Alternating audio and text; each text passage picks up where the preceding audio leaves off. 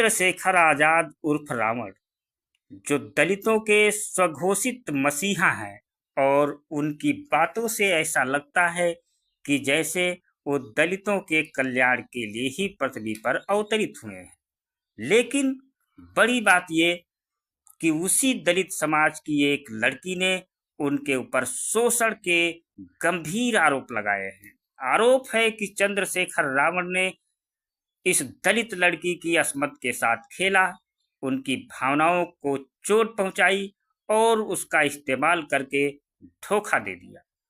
लड़की अब पूरी ताकत के साथ मैदान में उतर चुकी है और रावण के पापों को, रावण के गुनाहों को, रावण के अत्याचारों को दुनिया के सामने ला रही है, रख रही है, बता रही है। और इस लड़की का नाम है डॉक्टर रोहिणी घावरी। लेकिन यही रोहिणी घावरी अब रावण के लिए बड़ी मुसीबत बन गई है। बता दें, नगीना से संसदीय चुनाव जीतकर जो चंद्रशेखर देश की सर्वोच्च पंचायत में पहुंचे, वहां से उन्हें बेदखल होना पड़ सकता है। क्यों? चंद्रशेखर आजाद की कुर्सी पर खतरा मंडरा रहा है।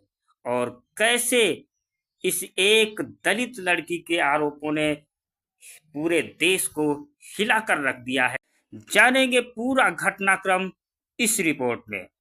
चंद्रशेखर आजाद उर्फ रावण, जो दलितों के कथित मसीहा हैं और दलितों पर अत्याचार के लिए आवाज उठाते हैं और दूसरों पर दलितों को दबाने का, कुचलने का आरोप लगाते हैं, अब उसी दलित समाज की एक बेटी ने चंद्रशेखर आजाद उर्फ रावण पर अत्याचार करने का आरोप लगाया है।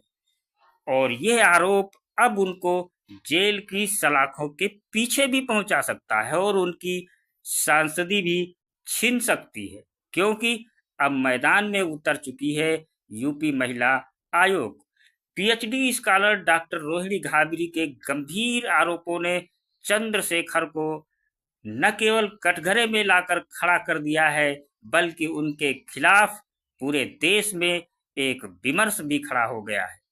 सिर्फ आरोप ही नहीं, अब तो कार्रवाई की सीधी मांग भी उठ रही है और संसदीय रद्द होने की दरअसल नगीना सांसद के खिलाफ राष्ट्रीय महिला आयोग में शिकायत दर्ज की गई है, जिसके बाद यूपी महिला आयोग भी अब सक्रिय हो गया है।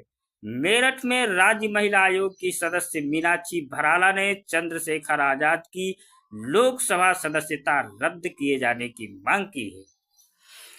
राज्य महिला आयोग ने नेशनल कमीशन को नगीना लोकसभा क्षेत्र की महिलाओं से बातचीत करके चंद्रशेखर के व्यवहार और चरित्र को लेकर के एक रिपोर्ट भी फाइल की है यूपी महिला आयोग की सदस्य मीनाक्षी भराला ने।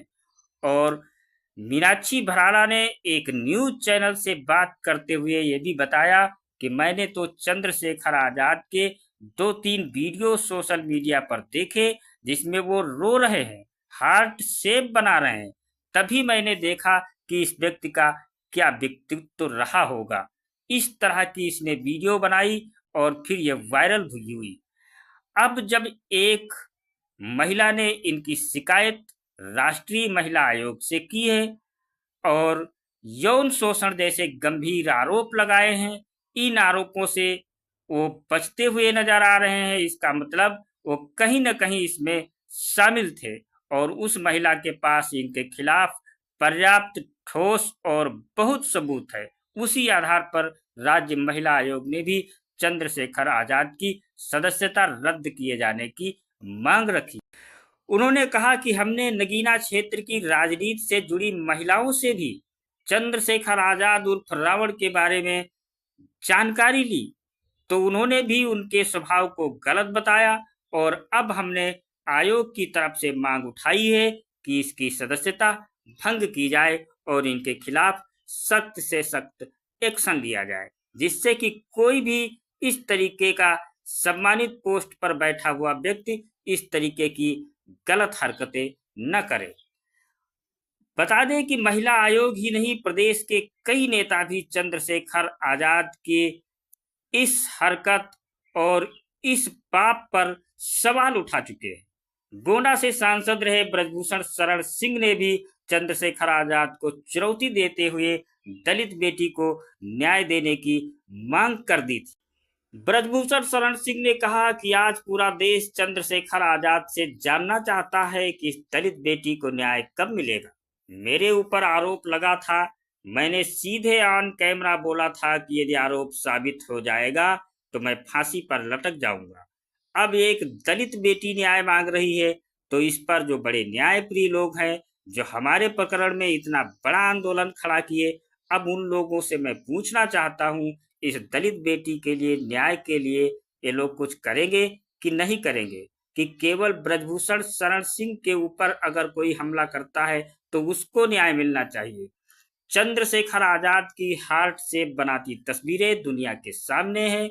लड़की के आरोप भी सरेआम हैं, आरोप इतने गंभीर हैं, लेकिन सिर्फ कथित बयानों पर देश में प्रदर्शन की बात करने वाले चंद्रशेखर एक दलित लड़की के शोषण पर मौन क्यों हैं और बाकी दलित चिंतक भी चुप क्यों हैं? बड़ा सवाल है। और बड़ा सवाल ये कि क्या चंद्रशेखर की जगह कोई और नेता होता तो भी क्या विपक्ष के पार्टियों में इतना ही सन्नाटा होता, या फिर सड़क पर उतरकर ये सारी की सारी पार्टियां उधम मचा रही होती और मांग कर रही होती कि कोई भी जांच न हो, कोई भी पड़ताल न हो, कोई भी कानून न देखा जाए, कोई भी कायदा न देखा जाए, कोई संविधान की बात न हो, कोई कानून की बात न हो, मुकदमे की बात न हो, जांच की बात न हो। बस ये पार्टियां कहती हैं कि अन्याय हुआ है तो सीधे आरोपी को फांसी दे दी जाए। लेकिन ये चंद्रशेखर के मामले में चुप क्यों है विपक्षी पार्टियां, ये देश जानना चाहता है।